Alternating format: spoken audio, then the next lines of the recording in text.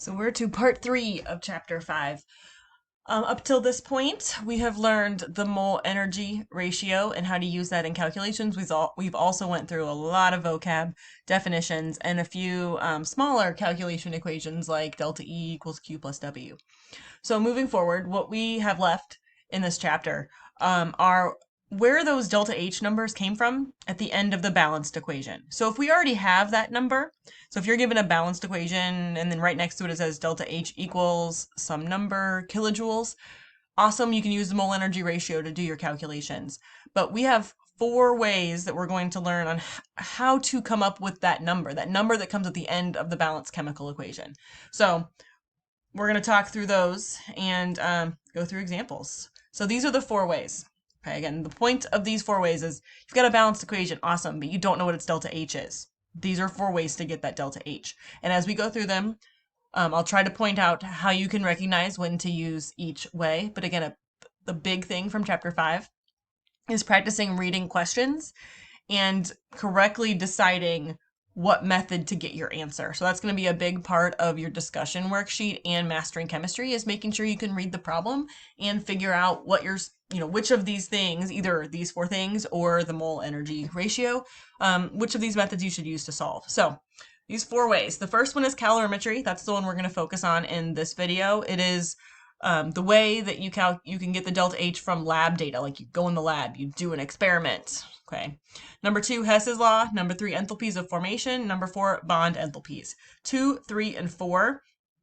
These ways are not coming from lab data. They're coming from book data or book numbers. When we talk about them in the future, we'll go through that. But we're going to start with calorimetry today.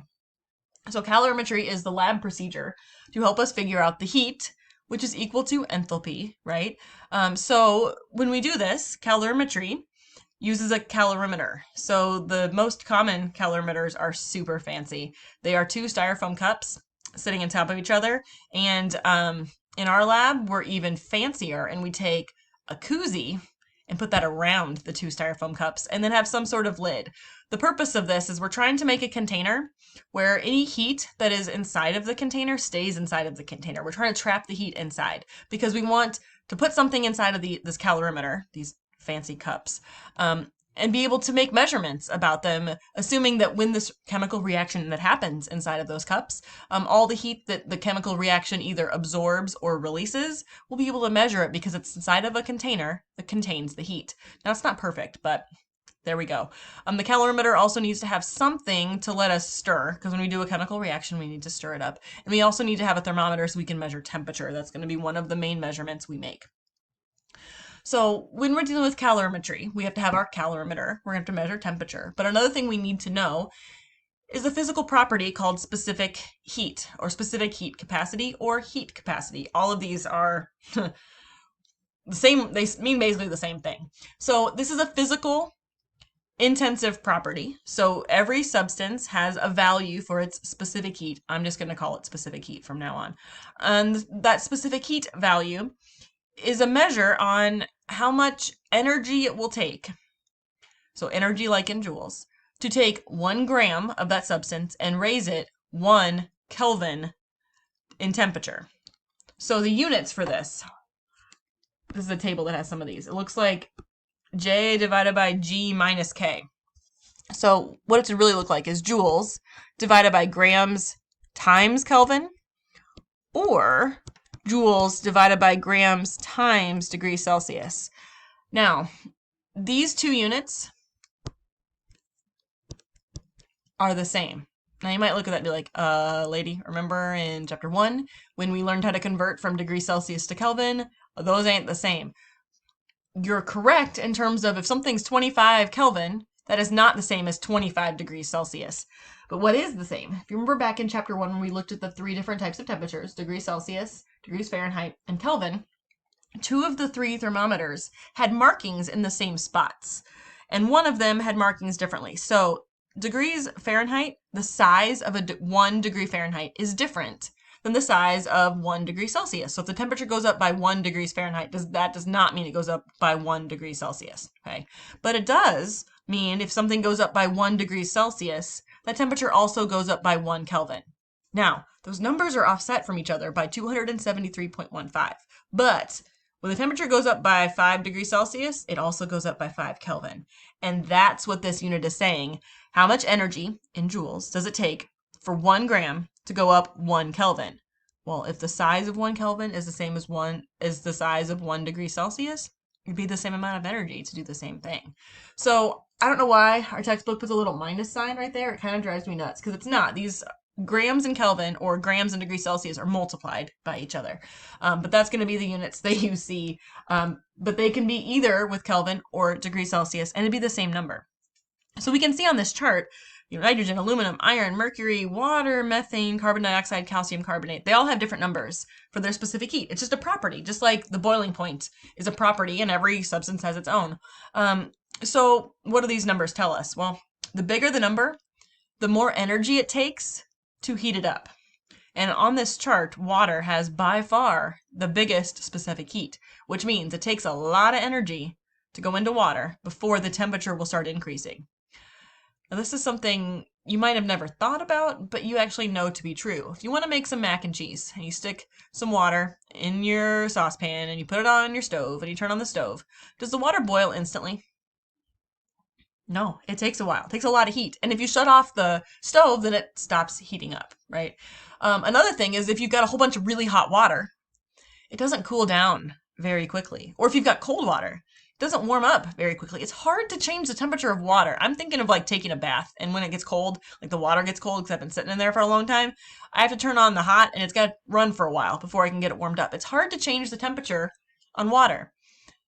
That's because of its specific heat. It takes 4.18, and it's actually 4.184 joules for every 1 gram to increase the temperature by 1 Kelvin, which is the same as 1 degree Celsius. That's twice as big as methane, which is bigger than all of the other ones. So aluminum has a specific heat of 0.9. 0.9 joules for every 1 gram to go up 1 Kelvin, or 1 degree Celsius. So things that are made of aluminum, or have a lot of aluminum in them. If you think of like baking sheets, like if you bake cookies or put French fries on them and put them in the oven, those types of things, those usually have a pretty high amount of aluminum in them. Those pans get hot and then cool down relatively quickly. I'm not saying don't use hot mitts. People have accused me of that before. That's not what I'm saying. I am just saying that they cool off and heat up a lot quicker than water. It's got a smaller specific heat, which means it takes less heat to warm it up and less heat to cool it down than something with a bigger specific heat. You are not memorizing these numbers. These numbers will be given to you. The water number we're going to come across a lot though, so you're going to get really familiar with it. So if the units of specific heat are joules divided by grams times Kelvin, or joules divided by grams times degrees Celsius, how do you think they come up with these numbers? Well, they make 3 measurements: an energy measurement, a mass measurement, and a temperature measurement. So specific heat can be solved for by taking the heat divided by the mass times the temperature change. Now it does have to be the temperature change because we have to know, again, it's the specific heat is how much energy it takes to raise it or lower it 1 degree. So we have to subtract to see what the difference is. So in symbols, C stands for specific heat, Q stands for heat, we already know that. M stands for mass, and delta T is the change in temperature. And this can be in either degrees Celsius or Kelvin. So change in temperature, we're subtracting here, right? So final temperature minus the initial temperature. As long as both temperatures are in the same unit, you can take Kelvin minus Kelvin, get your delta T. Awesome. Or take degrees Celsius minus degrees Celsius, get your answer. Awesome. It doesn't matter which unit because since we're subtracting, you would get the same answer either way. So this is how we can solve for the specific heat. Well, for us, I'm going to give you a table or just happen to give you the specific heat number. That's not the thing that we're looking for. Of these 4 values, specific heat I can get from a table. Mass, stick it on the balance. Change in temperature, measure the before and the after temperature, bam. Heat is the hardest one to come by. We don't have a heat measurer. That's not a thermometer. Thermometer measures temperature. Heat is a non-state function, so it's more difficult to come up with. So often we're rearranging this equation into this to solve for Q. So Q equals M times C times delta T is the exact same equation as above. I just cross multiplied mass and delta T to get it equal to Q. Okay, so we're going to be using this equation in calorimetry. So if you read a question and it has the word calorimetry in it, that's your friend. That's going to be the equation you're going to use. You might not be done after using the equation once, but it'll be where we start. So let's give this a shot. The specific heat of iron metal is 0.450 joules per gram Kelvin. Okay. How many joules of heat are necessary to raise the temperature of a 1,050 gram block of iron from 25.0 degrees Celsius to 88.5 degrees Celsius? So the fact that I see the word specific heat in there are my hint that this is a calorimetry type of problem. And this is going to be my equation. So if it helps you to make a little table, we can do that. So the heat.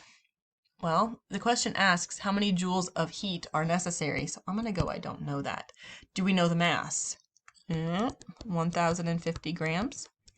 The specific heat is 0.450 joules per gram Kelvin. And the delta T, we weren't given the delta T. We were given two temperatures. So we have to calculate that on our own. So it's going to be final temperature minus initial temperature from 25.0, where we started, to 88.5 degrees Celsius, where we ended. So this will be 88.5 minus 25.0. And what I get is 63.5 degrees Celsius. So that's my actual delta T. So now I'm going to take my numbers and start plugging them in. One thing you do want to check are your units. So grams, I have grams. Joules, I don't have anything in joules. Kelvin, and I have degrees Celsius. You're probably like, oh, I got to switch that.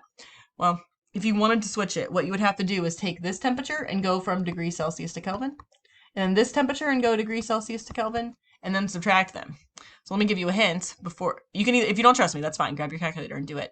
But when you take 88.5 and then you add 273.15 to it, and then you take 25.0 and add 273.15 to it, and then you subtract those two numbers from each other, you're still going to get 63.5. So in this chapter, don't worry about temperature units. As long as they're not degrees Fahrenheit, which they shouldn't be, then you're golden. So I'm going to solve for Q. I don't know Q. The mass is 1,050 grams. The specific heat is 0.450 joules per gram Kelvin. And the delta T is 63.5 degrees Celsius. I know it seems weird, but I'm going to cancel those out. I'm going to cancel that out. I'm going to grab my calculator, multiply those three numbers. What I get on my calculator is 30003.75 joules. Okay. Just because we're in chapter 5, we still have to think about Sig Figs. They're not gone. So if we look at the numbers, 3 Sig Figs, and then my delta T. I'm actually not looking at this temperature or this temperature. I'm looking at the difference between them. Has 3 Sig Figs. So my answer should have 3 Sig Figs. So 1, 2, 3. Oh crap. This is one I got to put in scientific notation because I have to keep 3 and a 0 and a 0. But that's it. 1, 2, 3, 4 joules. So that would be my answer. Hopefully we did okay. One thing to be careful, people, if you don't read the question carefully, get specific heat and heat flipped around in the equation. So specific heat and heat are not the same thing. I know they both have the word heat in them, but they're different. Okay, so let's give this one a shot. And actually, I would like you to read this and give it a shot, and then we'll try it together. So why don't you hit pause and try this one? Okay, so large beds of rocks are used in some solar heated homes to store heat. Assume that the specific heat of rocks is 0.82. So that's the C value. Joules per gram Kelvin. Calculate the quantity of heat. So I want to know how much heat is absorbed by 510 kilograms of rocks. I'm going to call that the mass. If their temperature increases by 120 degrees Celsius, that's actually the delta T. They didn't give me the final and the initial, they gave me the difference between them. So when I go to plug this in here, let's look at our units. Kilograms, grams, oh crap, we gotta fix that. We can't have them be different mass units. So I multiplied that by 1,000 to make it grams. And then temperature, I've got degrees Celsius, I've got Kelvin, that's okay. So for mass, 510,000 grams, 0.82 joules per gram Kelvin, times 120 degrees Celsius. It looks like 2 significant figures is what my answer should have. So I do this calculation. I get 50184,000. So 2 significant figures, 5.0 times 10 to the 7th joules. It doesn't specify the unit, so if you wanted to, you could convert it into kilojoules, which would be 5.0 times 10 to the 4th kilojoules. Both of these are correct, one or the other. Either one would work. Okay. Let's try one more before we actually start looking at the calorimetry type questions. No, I take that back. The chemical reaction type questions. So we're still dealing with the rocks. It says, what temperature change would 510 kilograms of rocks undergo if they emitted 450 kilojoules of heat? So we have a specific heat, 0.82 joules per gram Kelvin. What temperature change? So we want to know delta T. The mass is 510 kilograms. I'm going to go ahead and convert that to grams. And then undergo if they emitted 450 kilojoules of heat. I'm going to go ahead and convert that to joules. What do you think that word is telling me? Emitted.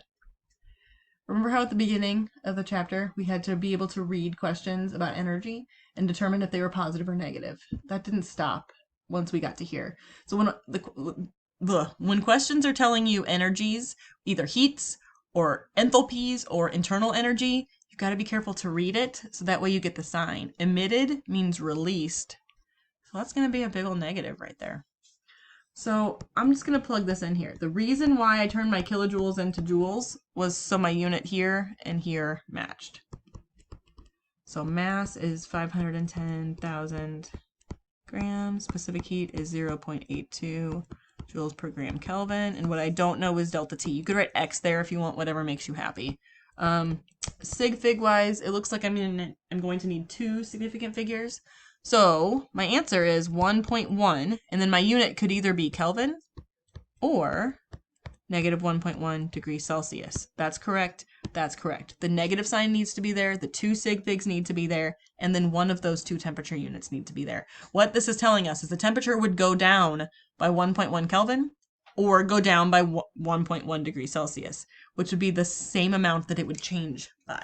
Okay, so these were not chemical reactions. These examples with the rocks and the iron, those were just using calorimetry and specific heat.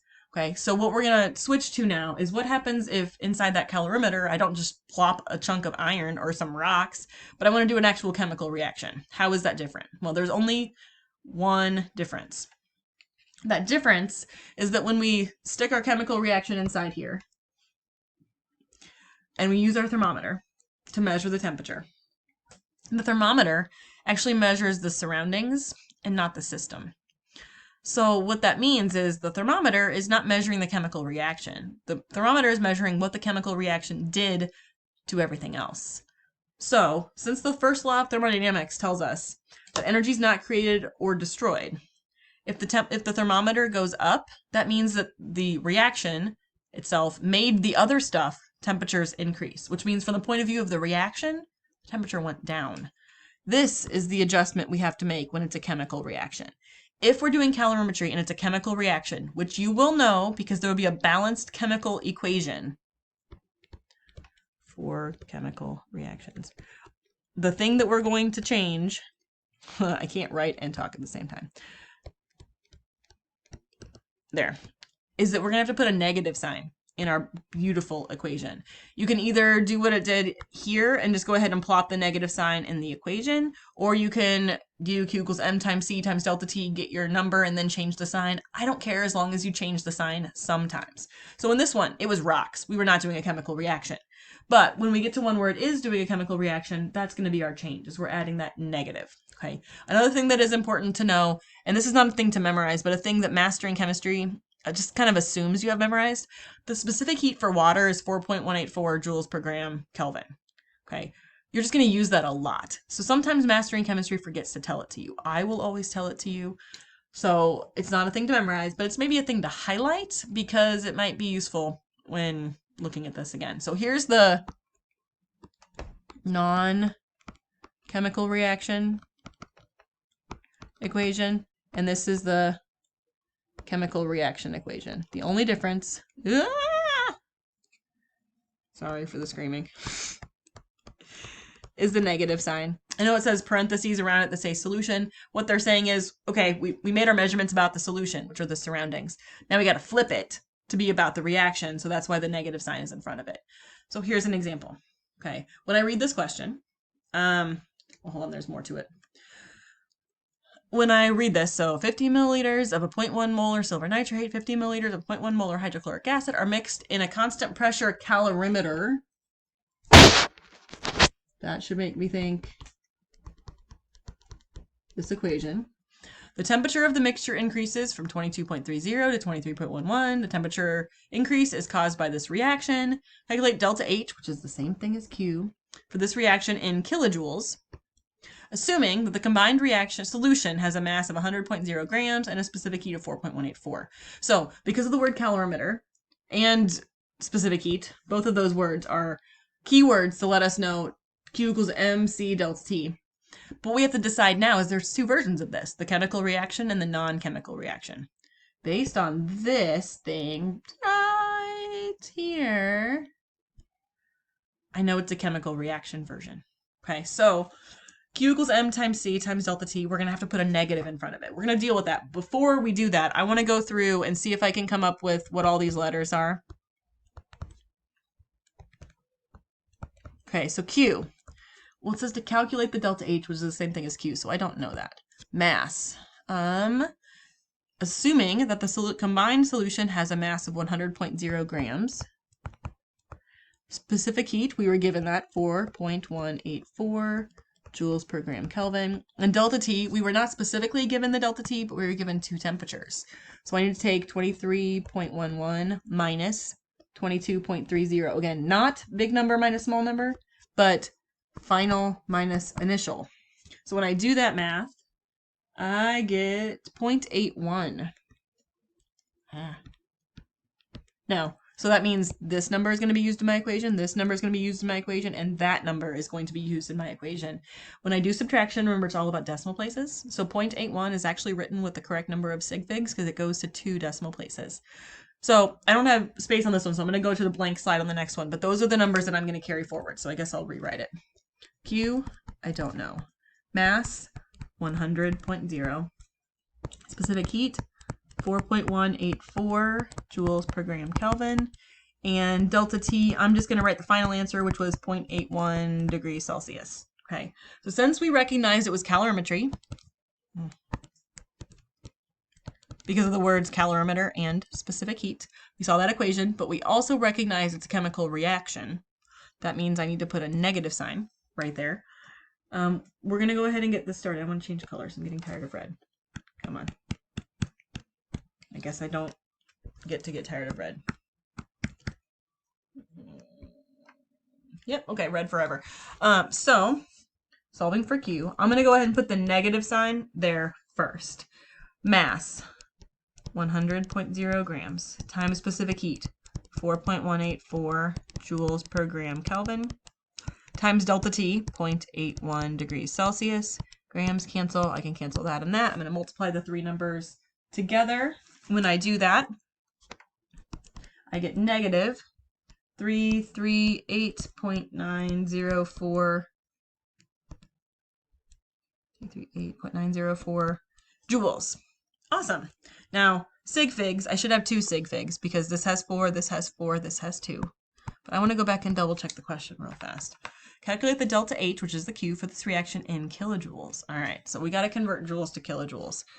Kilo is a metric prefix, so there's 1,000 joules in 1 kilojoule, just like there's 1,000 meters in 1 kilometer. So this is negative 0.338 904 kilojoules in 2 Sig Figs, negative 0.34 kilojoules. Cool. Okay. So remember, the whole point of this was to try to get that delta H at the end of the reaction. What we don't know is... So let me change. This. Okay. Well, this number, the negative 0.34 kilojoules, that is true when I have a mass of 100 grams. What I don't know is how much is true for this chemical reaction the way it's written when there's 1 mole to 1 mole to 1 mole to 1 mole.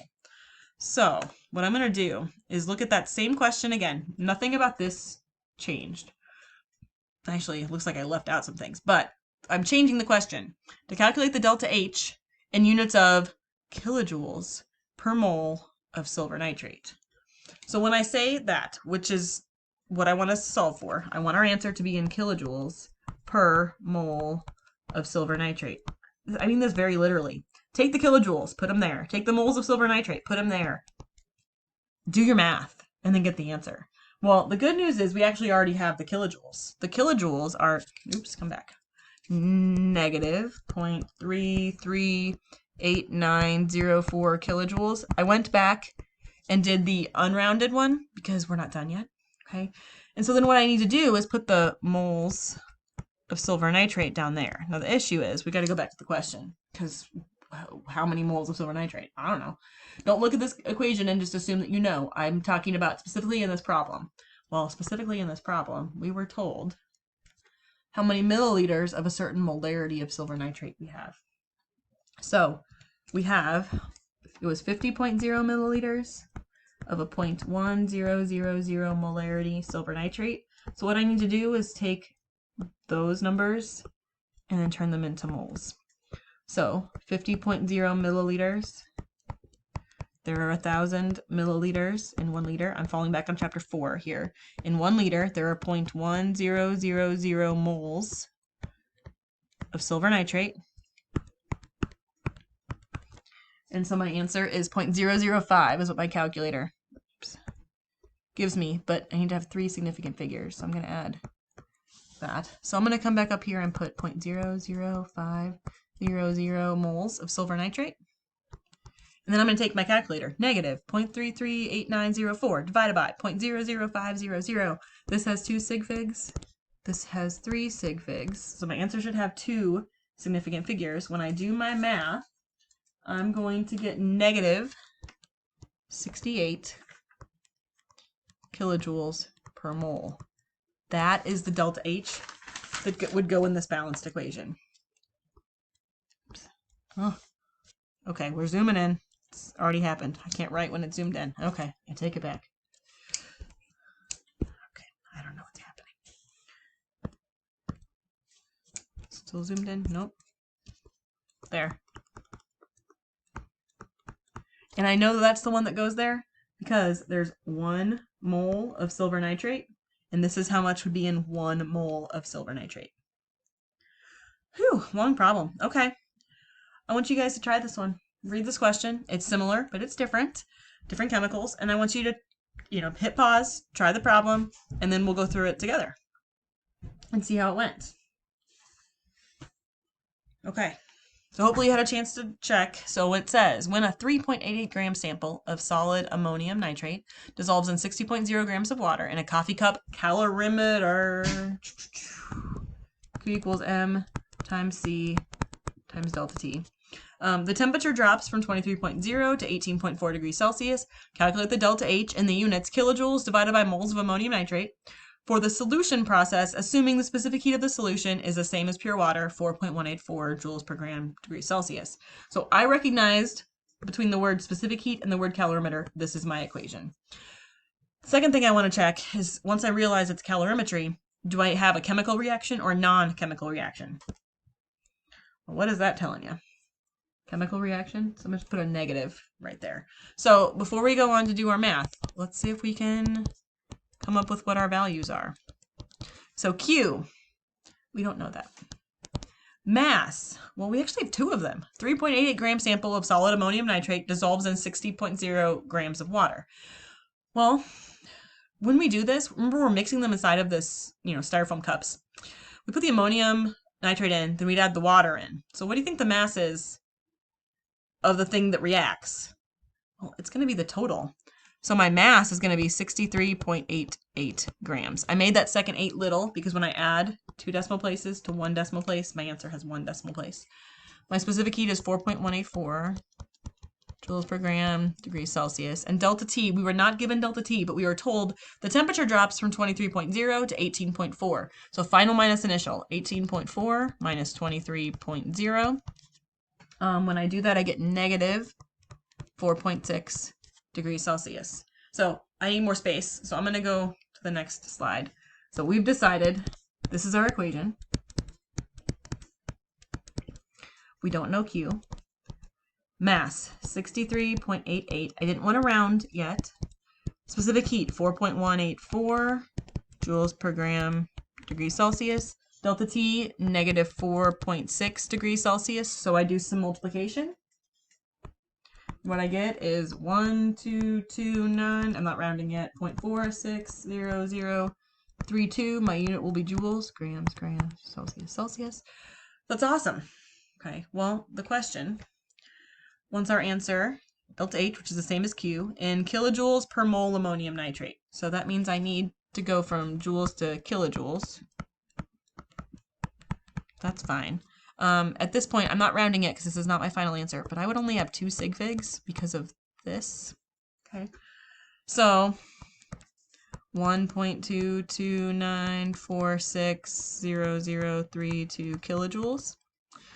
But if I want delta H in kilojoules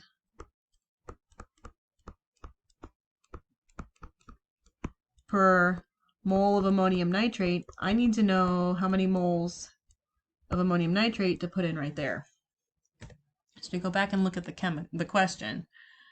Ammonium nitrate, we were told 3.88 grams of ammonium nitrate were used. Do we know a way to go from grams to moles? Because I think we do. So this is ammonium nitrate. I'm going to tell you, and it would have been given in this question if this was a test question, that the molar mass is 80.04344 grams. So when I get my answer, 0.0484737 moles. Now it would only have 3 Sig Figs. I'm not going to round it yet. So 0.0484737. I'm going to take 1.229460032 divided by 0.0484737. And now I should only have 2 significant figures, 2 Sig Figs versus 3 Sig Figs. I get 25. Units are kilojoules per mole of, oops, wrong thing, ammonium nitrate. I'll let that sink in a little bit. So I'm not going to do any more examples right now. You're going to get to practice in your discussion worksheet. But what I am going to do is move on to bomb calorimetry, which I guess there's one. I lied. There's one more example, but I'm going to take a break from this specific kind. So bomb calorimetry. First of all, when I was a junior at majoring in chemistry, in physical chemistry, there's a set of classes like Gen Chem. You have to take 2 sections of Gen Chem, right? In organic chemistry, you have to take 2 semesters of organic chemistry, and then you have to take 2 semesters of physical chemistry. First semester of physical chemistry, they said, okay, one of our labs is going to be using a bomb calorimeter. And I was like, yes, that sounds amazing. I can't wait to do this. We get in there, and this is what it looks like. This is not like that's pretending like we can see into it. It's this big metal cylinder, okay? And you unscrew the lid, so the lid is right there. You unscrew the lid and it's filled with water, and then there's a smaller cylinder, which is what this is inside of it, and you can pull that up, and then that's where you're going to put your chemicals to do your reaction. Then there's a thermometer, and then there's a stirrer thing, and then there's a button. Okay, so bomb calorimetry is used for combustion reactions. We don't like to light shit on fire inside of coffee cups. They just burn or melt the styrofoam. So we can't do combustion reactions in a regular coffee cup calorimeter. So we can do a bomb calorimetry instead. Okay. So I was like, yes. So I don't remember what I was reacting, like benzoic acid or something. They had me take off the lid, take the little metal container out to the top, take the lid off of it, measure out some of this benzoic acid. So I knew the mass of it, put it inside there, connect all the wires, because there's all these wires, put it back in, screw the lid on. I'm like, okay, once you're ready, you're going to push this button here. I was like, yes, I'm going to push a button. And when you push this button, and what it does is you have to turn on the oxygen tank because it's a combustion reaction. And then you push this button, and it makes a little spark inside of there to start the combustion reaction, to start burning it. So I pushed the button. I was like, yes. And then all I did was I stared at the thermometer and watched the temperature go up a little bit and wrote down those numbers. and it was honestly one of the most disappointing lab experiences in my life. I'm not saying it wasn't cool, but it was not as cool as the word bomb calorimetry sounds like it should be. Okay, so fortunately, you don't get to do bomb calorimetry. Don't worry, you're not missing out on that much. But it's just calorimetry, so that way, um, you know, you can burn stuff. Now, to be fair, these things can be really dangerous. You've got something producing gas in an enclosed container, in a metal container, inside of an enclosed container, and surrounded by water inside of another metal container. It can go bad. And you've got oxygen, you've got wires, you've got whatever. But not that I want things to go badly, but there was no excitement when I did this. So there we go. It's very similar to the coffee cup thing. It just sounds cooler, but it's a lie. So technically, in bomb calorimetry, we're not measuring delta H, we're measuring internal energy because we're not at constant pressure. So delta E and delta H, we're not going to go all the way through the math behind it. But the other change for us is for bomb calorimetry problems. This is what the calorimetry equation looks like. We're missing one thing, and that's the mass. That's because the mass of the stuff, we're not able to measure the mass of the oxygen that reacted along with the mass of the chemical that we burned. We can measure the mass of the chemical that we burned, but we can't measure the mass of the oxygen. So instead, they figure out the specific heat of the entire calorimeter. So not of the stuff inside of the little container, but like of the whole thing. Because when the little tiny container heats up because there's stuff burning inside of it, it starts heating up the water, and the thermometer is measuring the water. But in order to heat up the water, first it had to heat up the metal container. And then it also starts heating up the sides of the big metal container. So either way, they come up with a specific heat for the entire calorimeter. So there are no grams in this equation anymore. This will have the units, usually it's, no, come back, kilojoules per degree Celsius, or kilojoules per Kelvin. It could be joules per degree Celsius or joules per Kelvin. It's not going to have masses in it, which honestly, it makes the question easier. There's one less thing to do. So let's try one of these. So, 0.5865 gram sample of lactic acid is burned in a calorimeter whose heat capacity is 4.812 kilojoules per degree Celsius. The temperature increases from 23.10 to 24.95 degrees Celsius, and we need to calculate the heat of combustion, heat is Q, per gram, or heat combustion of lactic acid per gram. So we need to know Q per G, Q per gram. Well, calorimeter, okay. Heat capacity. These are words that are all making me think Q equals M times C times delta T. And I know I don't have an equation given here, but it's saying combustion, and isn't that one type of chemical reaction? So I'm going to put a negative sign right there. So that's what I would be thinking first. And when I go to do things, it's like mass. Well, I do have a mass of lactic acid. Specific heat, I have 4.812 kilojoule per degree Celsius. Wait a minute, there's no grams there.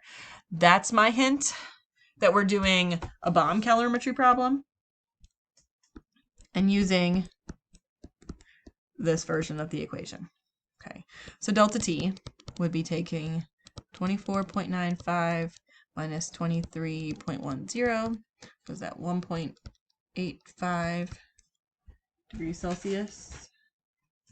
Okay, so for this equation, negative 4.812 kilojoules per degree Celsius times 1.85 degrees Celsius. Degrees Celsius cancel. So my Q value is going to be negative 8.9, let's say 3 Sig Figs, 8.9022, and that's in kilojoules because the degree Celsius canceled. They want to know the heat of combustion of lactic acid per gram. So I need to divide by grams. Well, divide by 0.5865 grams of lactic acid. And with 3 significant figures, I get negative 15.2 kilojoules per gram. These take less time. Okay. Again, the hint is that the heat capacity doesn't have grams in it. That's your hint that you're using a bomb calorimeter. And usually these are going to be kilojoules per gram, just like this. This is a pretty common way. So the last thing in this video is actually just a hint for an extra credit question. within mastering chemistry. So it's not a thing you have to do. In chapter 11, we're going to see heat again. And that heat in chapter 11 will be for phase changes, like when we're changing something from a solid to a liquid, or a liquid to a gas, or a gas to a liquid to a solid, or a solid to a gas to a solid. And they have a different equation than our calorimetry equation because it's a phase change. It's a different thing. This is that equation. Okay. If you are interested in that extra credit question, look at this slide. Check out chapter 11. You'll find the question when you're like, we didn't learn this, and you'll see, oh, it's an extra credit question. So this is not going to be on the test for this upcoming test. It'll be on the test with chapter 11, but this is just information in case you decide to tackle that extra credit question.